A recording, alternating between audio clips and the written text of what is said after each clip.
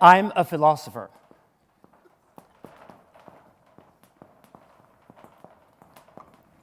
Most of you have a really weird idea what philosophy is. You probably don't know it at all. Okay, so I'm going to talk about something first that you know pretty well, which our current society is obsessed with. We call it science. Science is the idea that I can present an idea, and I'm then supposed to back it up with empirical facts. Usually that means that I'm going to quote other people who've lied about something and then recycle the lies. And somehow by making footnotes to a text, I will have proven something. That's usually how science is done. That's why I'm pretty skeptical of it. But fortunately enough, we use usually science to solve practical problems. And because we use science and have a scientific mind, we manage to create enormous amounts of wealth. And we live longer than we ever did before in human history. We live in a society with enormous complexity of information, and we can all benefit from that if we use it correctly. So science has become something very attractive to us. But science is only our consciousness, our collective consciousness. Philosophy then creates concepts. And why I love doing philosophy is that when a scientist can only claim something when they dare to actually go out and talk about it because they think they got evidence for it, as a philosopher, I'm allowed to speculate. Philosophy is a speculative art. It's not a science. That means if a physicist says something terribly interesting that I like, I can go out and claim it as a philosopher and build a whole book based on that. And I love doing that. I love being a speculator. But beneath philosophy, this is not really the subconscious of our collective minds. No, beneath that is something that really is eerie, and it's called theology. And most of you probably think of theology as like an old academic discipline. You think of the church, and you think of mosques and synagogues, and ideas like God, and things that we are educated modern human beings have skipped a long time ago. We're not that ridiculous, are we? It's called theology. There is a reason why theology is still around, and probably why it's more important than ever. Actually, in the world of radical philosophy, a small, tiny world that's just so far ahead of everything else we do, the real avant-garde of thinking, theology is all the rage at the moment. And I'll tell you why. Because theology is the basement of our house. Theology is the fundament of society. It's the fundament of how we think. But because it is subconscious, it's terribly hard for us to access. And a really good philosopher really is the go-between between the world of science and the world of theology. So you have to be ahead of the scientist, but you also have to respect that out there is something that is subconscious and therefore inaccessible. And you try to dig traces out of it to try to find out what it does to us. I'll give you an example of these things work. I think, therefore I am. Thank God I'm repeating what I'm writing because this pen is ridiculous. I think, therefore I am is the most famous tweet ever. The most retweeted quote ever because it is popular, not because it's true. It was made up by a really weird autistic guy from France in the 17th century called René Descartes. Some people claim he was a philosopher. I rather regard him as a pathological person. Because he actually believed that the only thing humanity could be certain of was that there was something inside René Descartes' brain that thought. This was the only thing you could be certain of. I think, therefore I am, quote, René Descartes. The only reason this became a popular tweet is because everybody read it thought he talked about them. So they would think, oh, I think, therefore I am. Oh, he talks about me. Well, that's the only thing I can be certain of. And there is something about us human beings that actually puts us in the wrong path all the time. It's called narcissism. We like to think we're important. From the day we're born, we go to our mom and our dad and we say, look at me, I've made this drawing. And they actually make us believe we're Picassos. You know, they don't tell us the truth.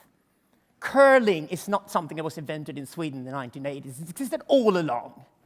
So life is basically learning that you're not that important. Okay, theology. I think, therefore I am. Why was this tweet so popular when it arrived in the 17th century? It was popular for two reasons. Obviously, for one thing, the I that exists twice. Actually, logically speaking, this is a tautology. It doesn't say anything. No. But René Descartes came up with the I. He invented something called individualism, which is a theology. individualism replaced the previous theology, which was the theology of God. And the reason why we needed to get rid of God was not because we didn't believe God existed anymore. No, it was because God was the fundament for a specific worldview with a specific power structure. A power structure that occurred in the countryside of Europe, where the aristocrats and the kings and the priests met together over a pheasant dinner and decided they ruled the world. All of a sudden, when René Descartes arrived, the printing press was printing out books and newspapers and paper money, and people moved from the countryside to the cities, and in the cities they started building factories and companies, and they decided they wanted to take over the world. They needed a new theology that put them at the center of things. So they needed to get rid of God. And the genius of René Descartes was to say that, oh, I've made up a new God, the I. God is dead, the individual exists. The problem with us sitting in this room right now is we still believe we exist. We still believe in the individual. Now, philosophers have killed the individual a long time ago. Nietzsche tried it already in the 19th century. The French philosophers Gilles Deleuze and Michel Foucault accomplished his feat in the 1970s. And by now, it's also a scientific fact. We know from neuroscience that your body decides what it wants to do. And your body then convinces your mind to think that the mind had an idea and made a decision, and the body's then following the mind. It's all wizardry. You think you exist. You think there's like a person sitting outside your head watching a cinema, and that cinema is the world outside, and that's your real you. That's an illusion. That's something your brain creates to fool you. Narcissism is always about fooling you, okay? So you do not exist. There are 7 billion bodies on the planet. They do not exist. There's nothing inside them. They're just bodies. So individualism is dead. But just like René Descartes' genius was the fact that he came up with a new theology that people could accept. Maybe there is already a new theology out there. We just haven't understood yet that it is a theology. Is there possibly a new concept? Philosophy is the art of inventing new concepts to understand the world better. That's what philosophers do. They come up with ideas. What if there is already another concept out there? We just have to find it. Let's see. The individual is dead. What came in its place? How about this world? The world of networks. What if the network is the new theology? Actually, we can see a trace here, because Descartes' feat was accomplished in its full glory by a brilliant philosopher called Immanuel Kant. He was an autist too. He even lived in a town at the time called Königsberg. It's called Kaliningrad now. And he never left the town during his whole life because everything went on in his mind. A perfect individual. And Immanuel Kant was a brilliant philosopher because he took Descartes' idea seriously and took it to its very conclusion. So he created individualism, and he decided that everything is about individuals, even physical reality is about individuals. So from him, we got the idea of atomism. And a friend of his in England that made up modern science, and he was called Newton. And atomism is the idea that the world consists of discrete units that have substance. And when you think about it, you probably think of the world exactly that way. It contains things. So Kant set up a brilliant philosophy that put the subject, the thinking I, against the object. The world is full of objects, the subject being one of them, but being superior to other objects because this subject could think. And because it's the only object that can think, it has the right to plunder and colonize and use and abuse the object as much as it wants to. No wonder the people who read Immanuel Kant colonized the world and created nation states and plundered nature and built industrialism. Kant is the origin of industrialism, the origin of capitalism, the origin of the system we become used to over the next 300 years. And all political ideologies we've known so far have their origins in Kant. Conservatism, liberalism, and socialism all deal with the individual. The realization of the potential of the individual is where all political ideology up to this point have been. The conservative says the individual was fine. Now you're destroying the individual, we have to resurrect the individual. Martin Heidegger. That's conservatism. The liberal says the individual has enormous potential.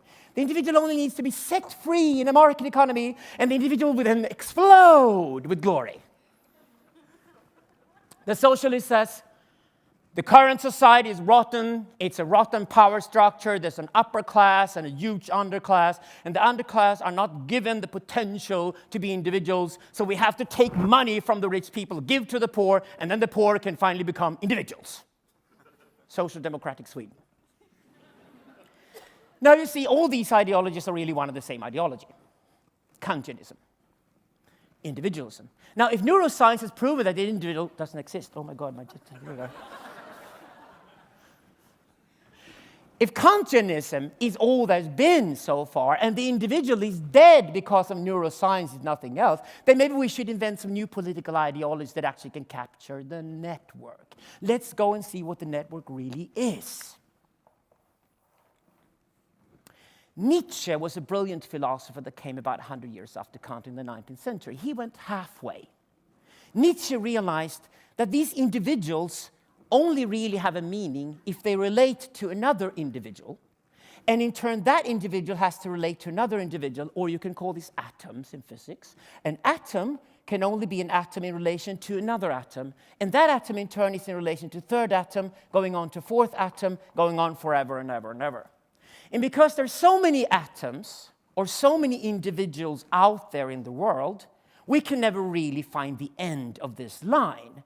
So we have to accept that the only truths we can state are relative to a complex of objects. This is called relativism. It's a wonderful innovation. Nietzsche really took philosophy forward. And because of Nietzsche's idea that these things are relative to one another, scientists, again, following philosophers, scientists began to realize that maybe physical reality does consist of objects, but these objects are relative to one another.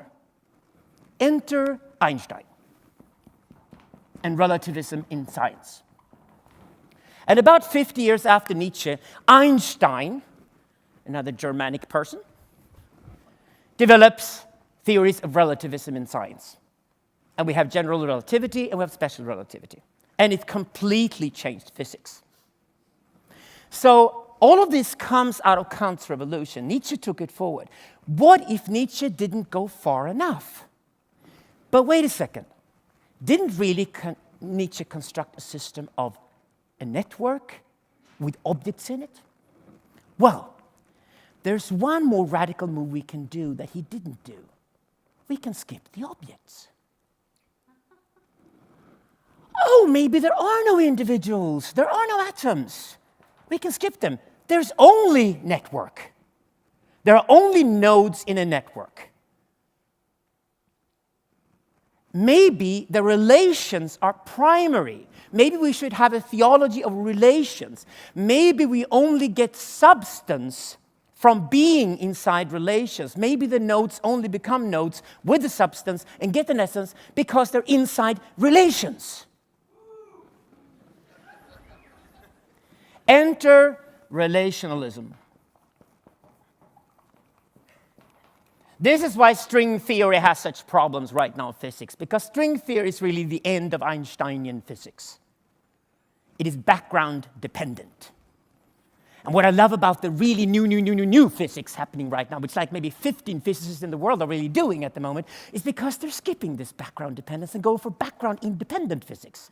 For example, if you think of a network that has an enormous amount of nodes in it, and these nodes don't need any substance of any kind, they don't need to be objects, they're just pure nodes inside a pure network, you can have billions and billions and billions and billions of nodes. And if you then connect them all to each other in geometry, you can actually create something immensely huge that needs no space. The Big Bang! Wait, we're on to something. We could both solve the problems of science, of philosophy, by digging out a new theology.